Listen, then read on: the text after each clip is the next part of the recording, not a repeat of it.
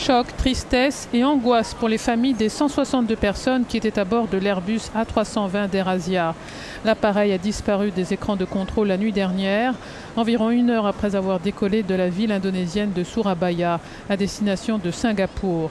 Aucune trace de l'Airbus n'a encore été trouvée ce dimanche. Les recherches ont été suspendues pour la nuit. 155 Indonésiens, 3 Sud-Coréens, un Français, un Britannique, un Malaisien et un Singapourien étaient à bord de l'appareil, a précisé AirAsia après un nouveau décompte. Le Français était le copilote. Des cellules de crise ont été créées à l'aéroport de Changi, à Singapour et à Surabaya pour accueillir les proches des passagers.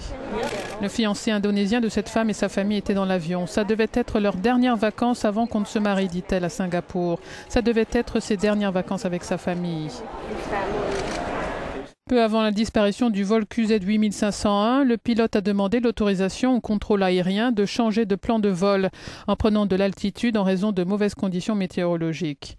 L'appareil était exploité par AirAsia Indonésie, détenu à 49% par la compagnie malaisienne à Baku, AirAsia. Les recherches reprendront à 7 heures ou même plus tôt si la météo est bonne, ont indiqué les autorités indonésiennes. L'Australie et le constructeur européen Airbus ont promis de l'aide pour les enquêtes.